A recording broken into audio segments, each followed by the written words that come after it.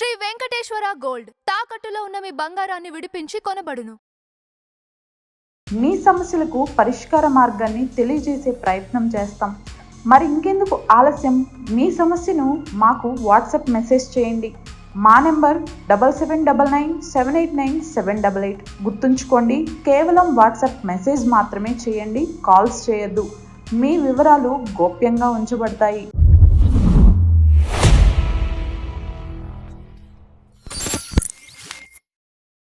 ఈ ప్రశ్నకు బదులేది ప్రేక్షకులకి స్వాగతం. నేను కృష్ణకుమారి.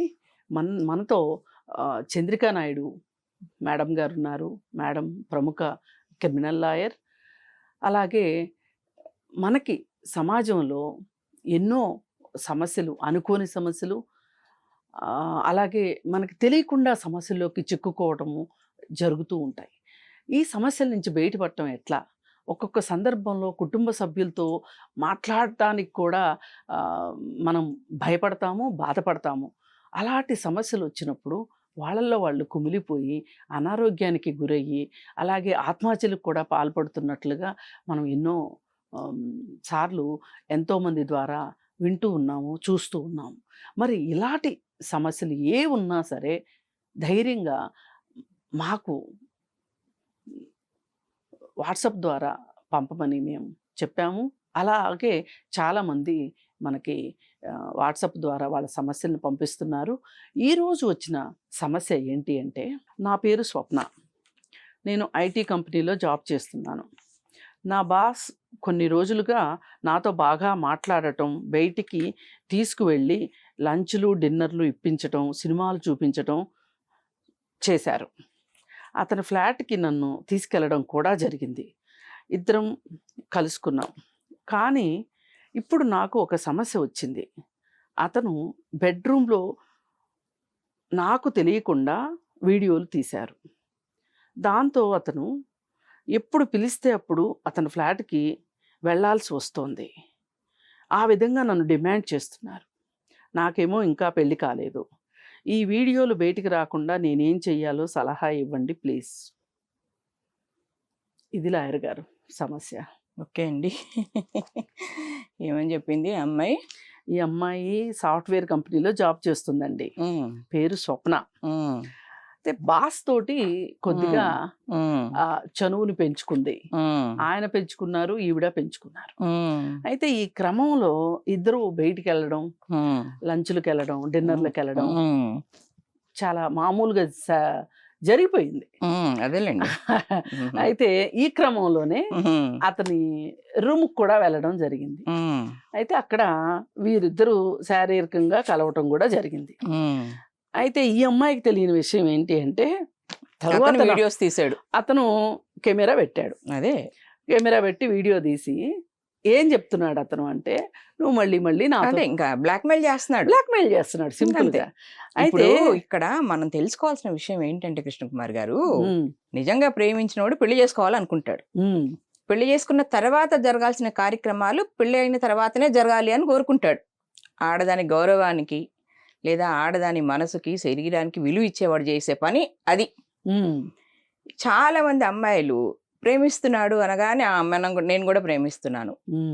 అసలు అది నువ్వు నిజంగా ప్రేమిస్తున్నావా లేదా అదేమన్నా నువ్వు ఇల్యూజనేషన్ లో ఉన్నావా? వాడు ప్రేమిస్తున్నానని చెప్పగానే నువ్వు ప్రేమిస్తున్నావా? వాళ్ళని వాళ్ళు సెల్ఫ్ అనలైజేషన్ అనేది ఇక్కడ జరగట్లేదు. దానివల్ల ఇలాంటి సమస్యలు కొల్లలుగా మనం వింటున్నాము, చూస్తున్నాము. చనిపోయిన వాళ్ళు కూడా చాలా మంది ఉన్నారు. వీటిలోంచి బయట ఎలా పడాలో తెలియక, సరైన గైడెన్స్ లేక చనిపోయిన వాళ్ళు ఎంతో మంది ఉన్నారండి. అదే నేను చెప్తోంది, మగవాళ్ళకి ఆడవాళ్ళకి తేడా ఇదే. మగవాడు ఒక దాంతో తిరిగి ఆ అమ్మాయిని ఈజీగా వదిలించుకొని ఇంకొక పెళ్లి చేసుకోగలడు. కానీ ఈ అమ్మాయి ఆ విధంగా చేయలేదు. శారీరకంగా కలిసిన తర్వాత ఆ అమ్మాయికి లోపల ఒక గిల్టీ కాన్షియస్ ఉంటుంది. లేదా ఒకవేళ ప్రెగ్నెన్సీ వస్తుంది.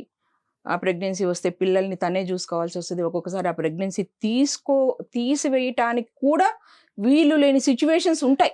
అవును, కాలాతీతం అయిపోతుంది. ఇన్ని రోజుల తర్వాత ప్రెగ్నెన్సీ తీయడానికి డాక్టర్లు కూడా ఒప్పుకోరు. అవ్వదు. లేదు, అసలు ఆ డాక్టర్ దగ్గరికి వెళ్ళటానికే వీళ్ళు భయపడతారు. వీళ్ళకి అప్రోచ్ తెలియదు కదా. తెలీదు. అవునా? ఇలాంటి వాటన్నిటి నుంచి బయటపడాలి అంటే ముందు ఆడవాళ్ళు వాళ్ళ పరిధి ఏంటి అనేది ఖచ్చితంగా నిర్ధారించుకోగలగాలి. నెంబర్ 2, ప్రేమించేవాడు నిన్ను నిజంగా పెళ్లి చేసుకోవాలి అనుకునేవాడు పెళ్లికి ముందు నిన్ను శారీరకంగా కోరుకోడు. అంతే. ఈ 2 విషయాలు తెలుసుకున్న వాళ్ళు ఎవరైనా సరే జీవితంలో ఎలాంటి ఈ టైప్ ఆఫ్ కష్టాలకి దూరంగా ఉంటారు, లేదా ఇలాంటి కష్టాలు వాళ్ళ లైఫ్లోకి ఎంటర్ అవ్వవు. అంటారు చాలామంది, ఇన్నోసెంట్గా నమ్మేశాము అంటారు. ఇన్నోసెంట్గా నమ్మడానికి నువ్వు చదువుకున్నావు కదా. ఇప్పుడు ఐటీ జాబ్ చేస్తుంది స్వప్న, అంటే చదువుకోకుండా ఎవరు ఐటీ జాబ్ అయితే ఇవ్వరు కదా. అవునా? చదువుకున్నావు. లేదు ఇంట్లో నువ్వు ఎప్పుడు మీ అమ్మ మీ నాన్న ఏదన్నా చెప్తే నీకు తెలియదు ఆగుమా, నీకు తెలియదు ఆగు నాన్న అని నువ్వు చెప్పిన రోజులు లేవా? ఎందుకు అంటే అమ్మ నాన్న కంటే నీకే ఎక్కువ తెలుసు అని ఫీల్ అయిన రోజులు కూడా ఉన్నాయి కదా. అవునా? ఇప్పుడు నేను చాలా మంది ఇళ్లలో ఆడపిల్లల్ని చూస్తానండి. ఆడపిల్లలకి పేరెంట్స్ ఏదన్నా చెప్తా ఉంటే వీళ్ళకి ఉద్యోగం రాగానే మరి ఏమైపోతుంది అనేది నాకు నిజంగా తెలియదు. కానీ మీకేం తెలీదు, తెలియకుండానే నిన్ను పెంచారా, తెలియకుండానే నీకు చదువులు చెప్పించారా, తెలియకుండానే నువ్వు అడిగినవన్నీ నీకు ఇచ్చారా? వాళ్ళకి తెలియంది, వాళ్ళు చూడండి, నువ్వేం చూసావు? టెక్నాలజీ చూసావు. ఏం ప్రయోజనం? ఇప్పుడు ఆ టెక్నాలజీ కదా నీ మెడకు వచ్చి అంతే కదా. ఇప్పుడు ఇంతకు ముందండి పెళ్లికి ముందు శారీరక సంబంధాలు లేవు అనేది ఎక్కడా లేదు.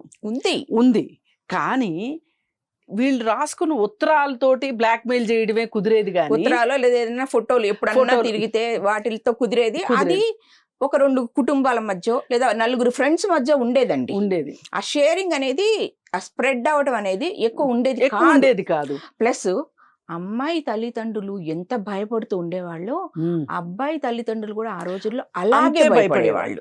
ఎందుకంటే ఇది తెలిస్తే ఆ అబ్బాయికి ఎవరు పిల్లనివ్వరేమో, నువ్వు ఎందుకు ఇలా చేసావురా అని ఈడ్ని కొట్టినట్లు ఉండేవాళ్ళు. వాళ్ళ అమ్మాయిని కూడా ఇబ్బంది పడేవాళ్ళు. అమ్మాయిలు అబ్బాయిలు చాలా జాగ్రత్తగా ఉండేవాళ్ళు. ఎందుకంటే మనందరం ఆ జనరేషన్స్ దాటుకొని వచ్చిన వాళ్ళమే. అదే నేను అంటాను, అమ్మా నాన్న చూడండి మీరేం చూసారు, అమ్మా నాన్నకి తెలియంది మీరేం తెలుసుకున్నారు. టెక్నాలజీ అంటున్నారు. ఈ రోజుల్లో టెక్నాలజీ తెలియని అమ్మా నాన్న ఎవరున్నారు? అది కూడా తెలుసు. ఒకవేళ ఉన్నారే అనుకుందామండి, టెక్నాలజీ మాత్రమే జీవితమా?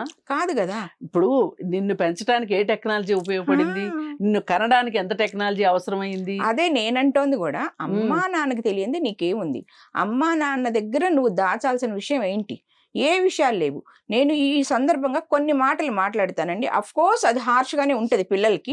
హార్ష్గా ఉన్నా నిజం ఎప్పుడు నిజమేనండి, కొంచెం హార్ష్గానే ఉంటాయి. నేను ఒకటే చెప్తానండి, అమ్మా నాన్న నిన్ను ఎంత నమ్మి నిన్ను ఉద్యోగానికి పంపిస్తున్నారు.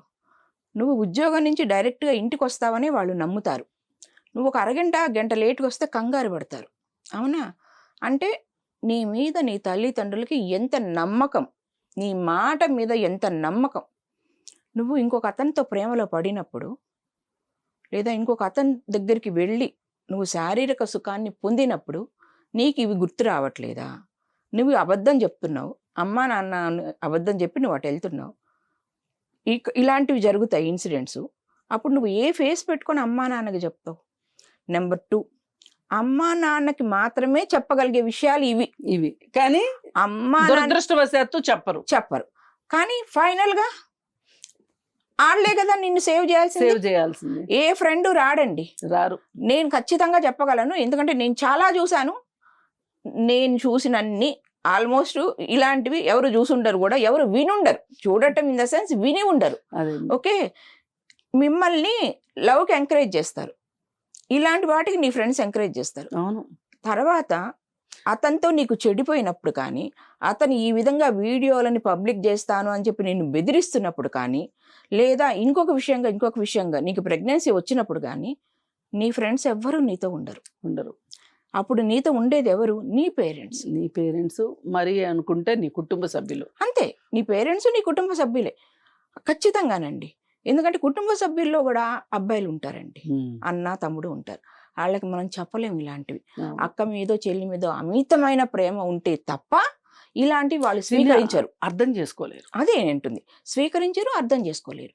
కానీ తల్లి తండ్రి అన్కండిషనల్ లవ్, ఖచ్చితంగా వాళ్ళు మాత్రమే తిట్టినా కొట్టినా తిట్టినా తిమ్మినా మళ్ళీ బెదిరించినా ఏం చేసినా మళ్ళీ నువ్వు కష్టంలో ఉన్నావంటే నీ వెనక పడుకుంటూ వస్తారు. అవునా? ఇద్దరు ఆడపిల్లల తల్లిగా నాకు తెలుసండి.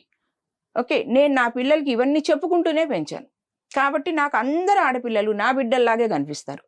అందుకని నేను ముందే చెప్తా, అమ్మా నేను మాట్లాడేది మీకు కష్టంగా ఉండదు కానీ నేను మీ సమస్యకి సొల్యూషన్ చెప్తా అంతే.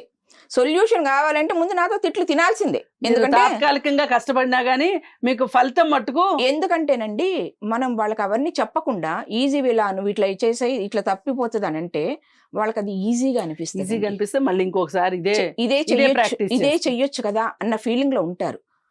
బయట పట్టడం ఇంత ఈజీగా అనిపిస్తుంది కానీ అదంత ఈజీ కాదండి. మేము చదువుకొని ఇలాంటివి చూసి ఈజియెస్ట్ వే ఏంటి అనేది మాకు తెలుసు కానీ అది మేము అంత తొందరగా చెప్పాము. అది కూడా చెప్తున్నానండి, తొందరగా నీకు ఏ లాయర్ అన్న చెప్పారు అంటే అది కరెక్ట్ డెసిషన్ అయితే అయి ఉండదు, లేదా లైఫ్కి అది నీకు తర్వాత యూజ్ అవ్వదు. ఇది ఇప్పుడు ఈ అమ్మాయి విషయానికి వస్తే ఈ అమ్మాయి చేసిందే తల్లిదండ్రుల్ని మోసం చేసింది, వాడు ఏమైనా మోసం చేశాడు.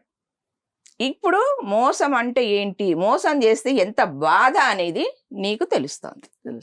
అవునా? తర్వాత ఇప్పుడు ఆ అబ్బాయి వీడియో షూట్ చేస్తున్నాడు అని అన్నావు. ఆ అబ్బాయి వీడియో షూట్ చేస్తున్నాడు అనే విషయం నీకు ఎప్పుడు తెలిసింది? నువ్వు ఎప్పుడైతే ఆ అబ్బాయి మాటకి ఎదురించావో ఆ రోజు వాడు దాన్ని బయట పెట్టాడు. అవునా? బయట పెట్టినప్పుడు నువ్వు ఇమ్మీడియట్గా నీ పేరెంట్స్కి కానీ లేదా డైరెక్ట్గా నీకు ధైర్యం ఉంటే పోయి సైబర్ క్రైమ్స్ వాళ్ళకి కానీ ఒక కంప్లైంట్ ఇస్తే, సైబర్ క్రైమ్కి కంప్లైంట్ ఇస్తేనండి వాళ్ళు ఈ అమ్మాయిని ఎక్స్పోజ్ చెయ్యకుండా జాగ్రత్తగానే డీల్ చేస్తారు. ఎక్కడో 1 or 2 ప్రతి దగ్గర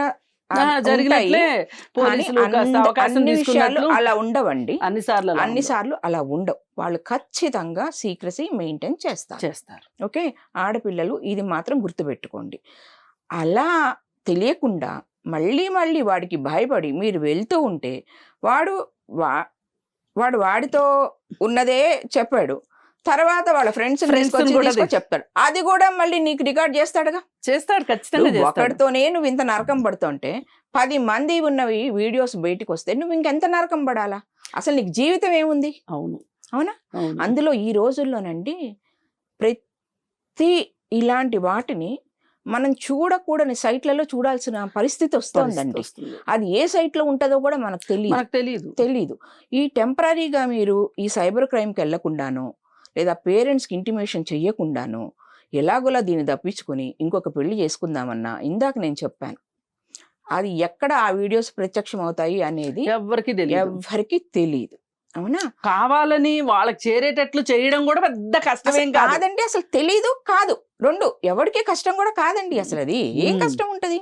అవ్వదు కదా. అందుకని నేను ఒకటే చెప్తాను, ఇలాంటి వాళ్ళందరికీ ఫస్ట్ మీరు ప్రేమిస్తున్నారు అనుకున్నప్పుడు మీకు మీరు సెల్ఫ్ అనలైజేషన్ ఒకసారి చేసుకోండి. ఖచ్చితంగా మీరు చేసుకోండి. నేను నిజంగా ఇతన్ని ప్రేమిస్తున్నానా, లేదా ఆకర్షింపబడ్డానా, లేదా ఏదైనా ప్రలోభాలకి లొంగానా అనేది మీరు చేసుకోండి. తర్వాత అతన్ని కూడా ఖచ్చితంగా మీరు పరీక్షించండి. పరీక్షించడం అనేది డిఫరెంట్ వేస్లో ఉండొచ్చు.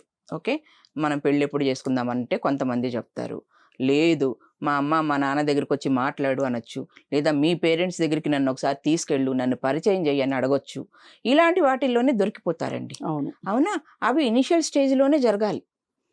ఇవాళండి చదువుకోవడం ఒక్కటే కాదండి ఆడపిల్లలు చేయాల్సింది, జీవితంలో నెగ్గుకు రావడం ఎట్లా, తానొప్పక ఇతరులను ఒప్పించక తెలివిగా ఇప్పుడున్న రోజుల్లో మసులుకోవాల్సింది అదే.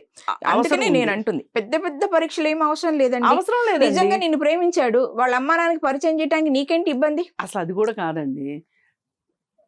నువ్వు ఒక అతనికి సరెండర్ అవుతున్నావు, అతను నీకు సరెండర్ అవుతున్నాడు అంటే, మీ ఇద్దరు ఒకరికొకరు సరెండర్ అవుతున్నారు అంటే నిజంగా అతనికి కానీ నీకు కానీ ఆ మాదిరి అర్హత ఉందా? నేనని ఇందాక నుంచి నేను చెప్తోంది కూడా అదే. అది సెల్ఫ్ అనలైజేషన్ మనకు ఉండాలి. అర్హత అనేది ఇక్కడ అర్హత అంటే నా ఉద్దేశం అండి, ఇప్పుడు ఇతనికి ఖచ్చితంగా క్యారెక్టర్ లేదు అనేది తేలింది. అక్కడ తెలిసిపోతుంది తేలిపోయింది కదా. కదా. ఈ క్యారెక్టర్ లేని విషయం ఎప్పుడు తేలింది? అతను ఒక వీడియో తీశాడని. ఆ వీడియో అసలు అక్కడ దాకా మనం పోయి క్యారెక్టర్ అనాలిసిస్ చేయక్కర్లేదండి. నేను ఫస్ట్ లోనే చెప్పాను ఏంటి, ఆఫ్టర్ మ్యారేజ్ జరగాల్సిన విషయాలన్నిటినీ బిఫోర్ మ్యారేజ్ నీ నుంచి ఆశిస్తున్నాడు అంటే వాడికి క్యారెక్టర్ లేదు, యాజ్ వెల్ యాజ్ నీకు కూడా క్యారెక్టర్ లేదు. అంతే. ఓకే, ఇప్పుడు అబ్బాయిది ఎంత తప్పుందో అమ్మాయిది కూడా అంతే తప్పుంది. కానీ ఇక్కడ నష్టపోతుంది ఎవరు? అమ్మాయి కదా. అమ్మాయి నష్టపోతుంది. అమ్మాయి నష్టపోతుంది. ఈ మధ్య అండి మన నారాయణగూడలో ఇలాంటిది ఒక సమస్య వచ్చింది. ఏంటి అంటే ఇలాంటిది కూడా అనకూడదు. ఒక 13 ఏళ్ళ అమ్మాయి వాళ్ళ అమ్మ పనులకు వెళ్తుంది. ఈ అమ్మాయి ఎందుకో స్కూల్ మానేసి ఇంట్లో ఉంది. ఈ అమ్మాయి ఇంట్లో ఒకటే ఉంటుంది అనేది తెలిసింది. ఒక్కొక్కరు పరిచయం అవడం మొదలెట్టారు. మొదలయ్యి ఒక సెల్ ఫోన్ కొనిచ్చారు ఈ అమ్మాయికి. సరే, ఇంక సెల్ ఫోన్ ముచ్చట్లోకి వచ్చేసేసింది అమ్మాయి. ఈ సెల్ ఫోన్ ముచ్చట్లోకి వచ్చేసిన తర్వాత నెమ్మదిగా గంజాయి స్టార్ట్ చేశారు ఈ అమ్మాయికి. ఈ గంజాయి స్టార్ట్ చేసిన తర్వాత ఒకరి తర్వాత ఒకరు మొత్తం 12 మంది ఈ అమ్మాయితోటి ఒకరి తర్వాత ఒకరు ఈ వీడియోలు రికార్డ్ చేసేసి నువ్వు ఇతనితో ఉండకపోతే ఇది బయటికి చెప్తాం అని చెప్పి ఇలా చేసిన క్రమంలో ఆ అమ్మాయి 5 నెలల గర్భిణి అయ్యిందండి. 5 నెలల గర్భిణి అయితే ఇది తల్లికి తెలిసి పోలీస్ స్టేషన్లో కేసు పెడితే ఈ అమ్మాయికి 13 ఏళ్ళ అమ్మాయి ఈ గర్భం ఉంచాలా వద్దా అనే ఒక మీమాంసలో ఇది ఉమెన్ జేఏసీ దగ్గరికి వచ్చింది ఈ విషయం. వస్తే మా లాయర్ వసుధ గారు హైకోర్టులో పిటిషన్ వేశారు. ఏమని? ఈ అమ్మాయికి టెర్మినేషన్ చేయించాలి అని వేస్తే, అంటే కోర్టు పర్మిషన్ తీసుకోవాలి, మైనర్ కదా. అయితే జడ్జి, ఏం తల్లివమ్మ నువ్వు, పిల్లకి 5 నెలలు వచ్చే వరకు నీకు ఎట్లా తెలియలేదు? నేను ఇప్పుడు అదే అడగబోతున్నాను. ఎందుకంటే ఎవ్రీ మంత్ పీరియడ్స్ వచ్చినప్పుడు పిల్లల విషయాలు తల్లికి తెలుస్తాయి, ఖచ్చితంగా తెలుస్తుంది. అంటే ఇక్కడ ప్రాబ్లం ఏమవుతుందంటే మేడం, ఇప్పుడు ఈ కేసు ఏదైతే ఉందో, ఈ స్వప్న కేసు ఏదైతే ఉందో, ఇది పూర్తిగా డిఫరెంట్. ఈ కేసు ఏంటి అంటే అక్కడ అమ్మాయి చదువుకున్న అమ్మాయి, ఉద్యోగం చేస్తున్న అమ్మాయి. ఈ అమ్మాయికి సమస్య వస్తేనే ఈ అమ్మాయి మనల్ని అప్రోచ్ అవ్వాల్సి వచ్చింది. ఏది? ఈ సమస్య పరిష్కారానికి. ఇప్పుడు ఈ అమ్మాయి తల్లి చదువుకోలేదు, పిల్ల చదువుకోలేదు, తండ్రి చూస్తే ఫుల్గా తాగేసి చచ్చిపోయాడు, 2 బిడ్డల్ని తల్లికి అప్పచెప్పేసేసి. ఆ తల్లి పనులు చేసుకుందే, కూలి పనులకో ఇంటి పనులకో వెళ్ళందే, ఈ కుటుంబం గడవదు. ఈ పరిస్థితుల్లో ఈ అమ్మాయికి ఇలా జరిగితే ఖచ్చితంగా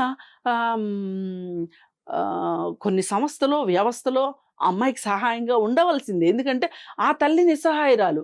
ఈ పిల్ల చూస్తే మరి పోక్సో కేసు పెట్టాల్సిన పెట్టాలి కదా, ఖచ్చితంగా సందర్భం.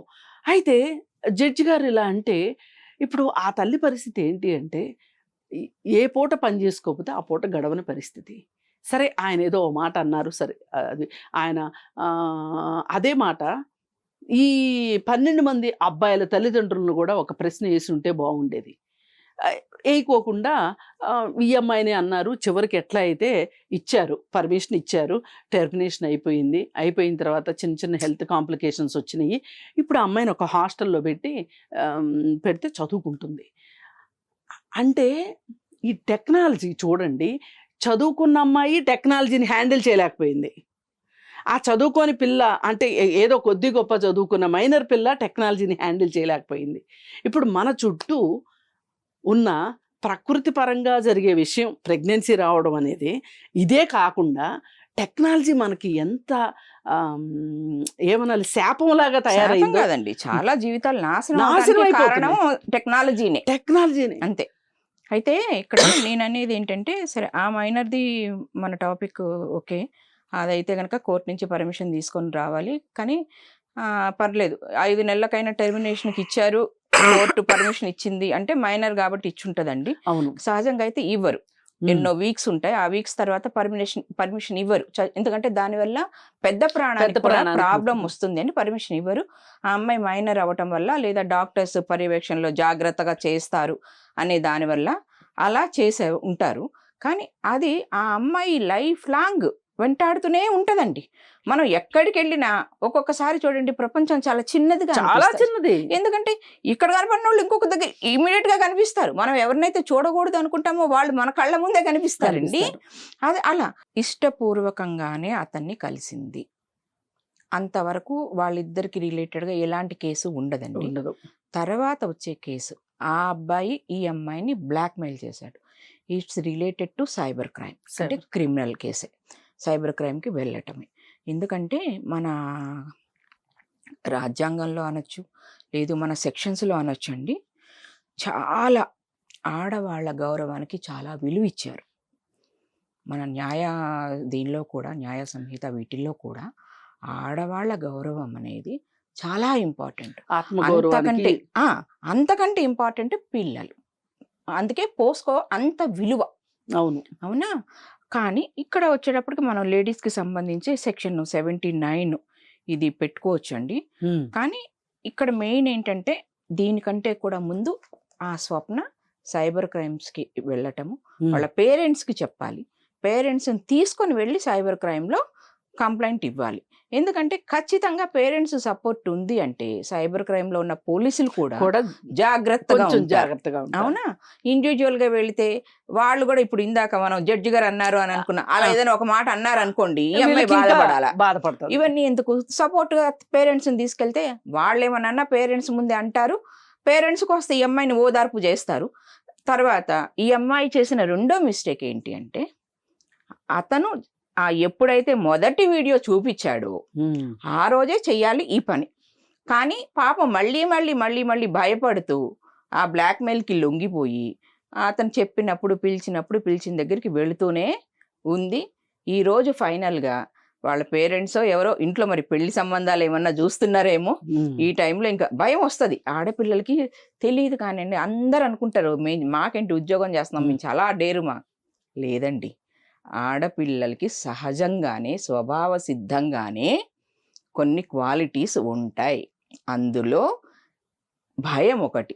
క్యారెక్టర్కి రిలేటెడ్గా ఎలాంటి ఆడవాళ్ళైనా ఏదో ఒక సమయంలో భయపడతారు. నెక్స్ట్ పిల్లల్ని పెంచేది, ఇలాంటి కొన్ని క్వాలిటీస్ ఆడవాళ్ళకి బై బర్తే నేచర్ మనకు ఇస్తుంది. అవి మనకు బై బర్తే వచ్చేస్తాయి. అందులో ఇదొకటి, ఈ భయం ఒకటి.